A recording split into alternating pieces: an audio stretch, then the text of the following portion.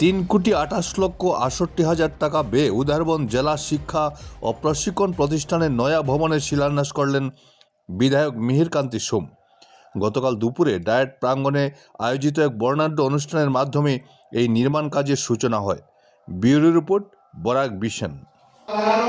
আঙ্গুটি ছাপ দূর করা, নিরক্ষরতা দূর করার জন্য সরকারের প্রয়াস। চা বাগান সহ প্রত্যেকটা মডেল স্কুল আমরা তৈরি করেছি। নগরগুলোতে মডেল স্কুল হয়েছে, প্রায় শেষ হওয়ার পর মার্চ মাসের আগে আমরা সেই স্কুল হ্যান্ডওভার করব। সেই একইভাবে ইটাচড়াতে গত বছর স্টার্ট করেছি, এখন প্রায় 500-র অধিক স্টুডেন্টরা সেখানে এসছে, আর আগামী দিনে আরো স্কুলগুলো হবে।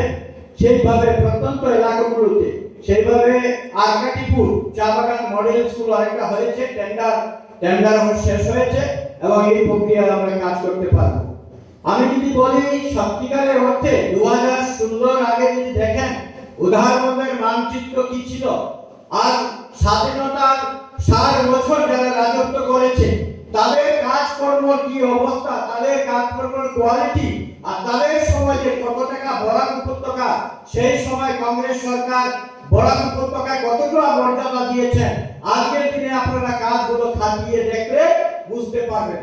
আমি আশা করি আগামী দিনে এইসব এলাকায় অনেক কাজ আমাদের স্বপ্নের কাজ বাকি রয়েছে।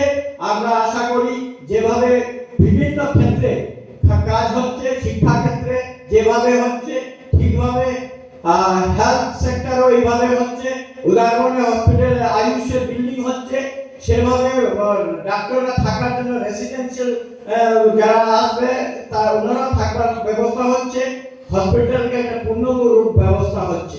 ঠিক পদ্ধতিভাবে রংপুরেরও একটা আমাদের হসপিটালের জন্য গ্রান্ট খুব শীঘ্রই আসছে, অলরেডি বিল্ডিং আছে, তথাপিও দরকার আছে।